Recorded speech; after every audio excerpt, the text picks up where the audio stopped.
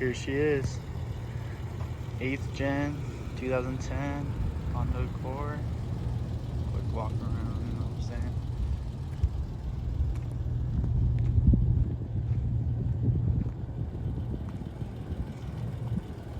So obviously you can see I got some RPF ones on it. Start up here. So these are 2005 Acura RL front brakes. You can find kits online for those. I did everything. I got some metal braided stainless brake lines to go with it. Not too hard to do by yourself, honestly.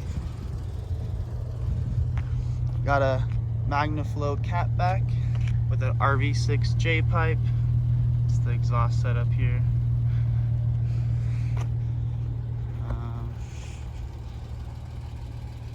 Got some Michelin premises, I guess. Yeah, premises for the wheels. Nothing inside.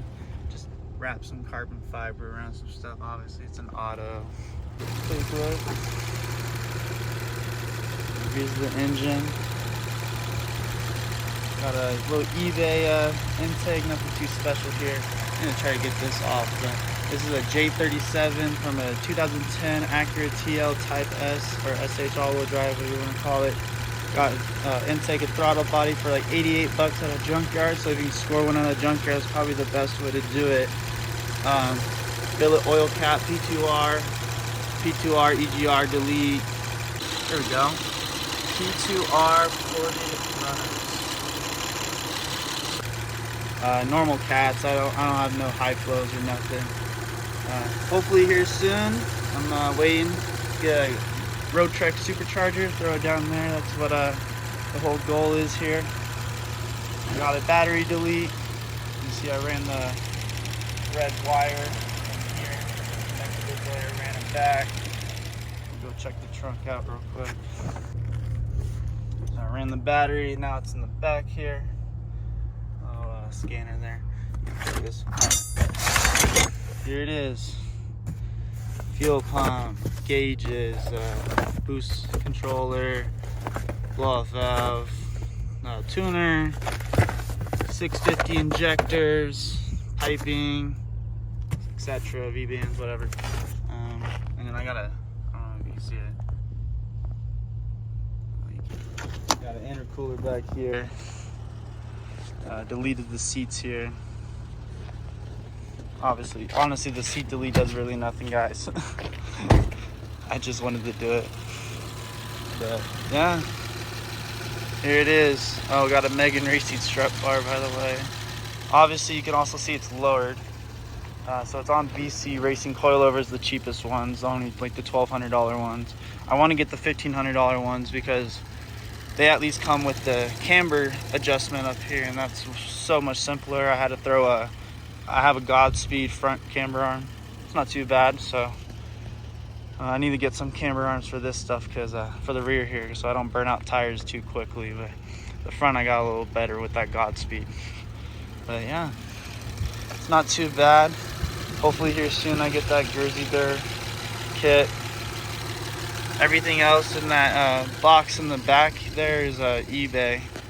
Got some headlights. They don't really work, sadly. I gotta rewire them.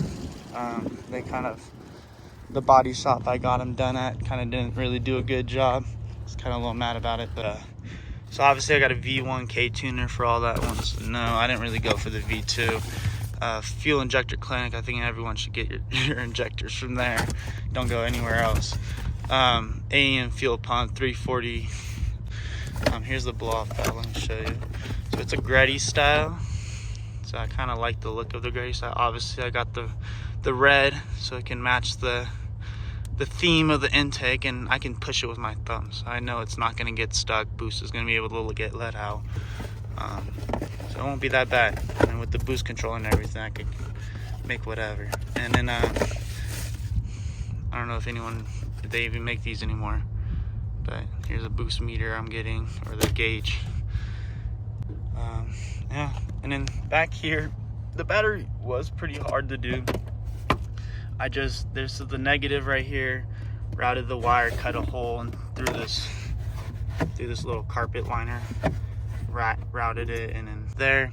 And then the positive here, when you're routing this wire, the positive from the back to the front, or from the front to the back, however you want to do it, I think it's so much easier if you do it back to front, because routing it through this carpet, and if you keep your seats or whatever, obviously you have to remove them at the time, but like to make sure everything goes smoothly, back to front is so much better. I'll kind of show you how I did it. So obviously the wire right here goes up and under that little carpet area, fed it, and then fed it up and behind this. So you can kind of pop this up and out, and if you can get it, just have whoever pushing it, and have someone here trying to like pop these, maybe stick your hand up and under to try to grab it or feed it with something, and then feed it up and under here. This all connects too, so it's all just fed under here. Now this is all the red wire. You can pop this off. I fed it up, and you can see it right there. It just drilled a hole through the firewall. That is not the prettiest job. I need to maybe clean that up one day, but that is the job right there. It was not too hard, not too difficult. Hopefully it doesn't mess up anything later down the road that I maybe want to do, but it wasn't not too bad. It's a fun car to actually work on. Pretty easy.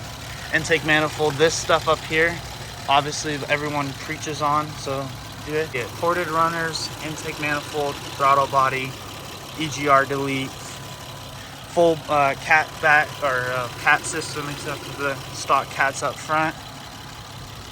It's basically full bolt-on except for some high flows, but I'm not really trying to spend $700 on some high flows.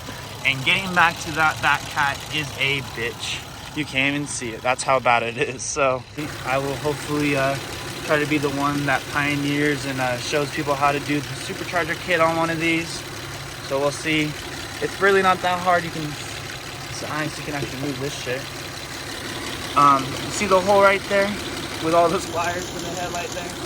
I think what it's mostly, we're gonna have to just remove this fan, which is fine because it's the AC fan. If you're we're taking out the AC anyway. That's where the supercharger is going. So if there's no AC, there's no need for the AC fan either. So take this off. You have all this room up front here, and we'll just have to, pop up the pipe, route it down behind that hole. Hopefully that wire doesn't get too hot and mess up, and then just run it through this bumper.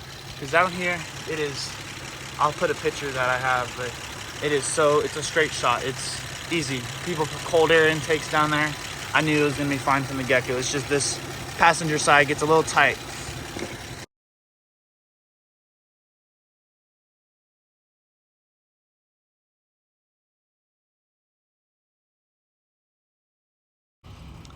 Sadly, since it's an auto, a lot of people I know have manuals in these cars, so they won't get the same numbers as me. They'll probably get a little better numbers than me than a full bolt-on, but I do want to dyno it here soon.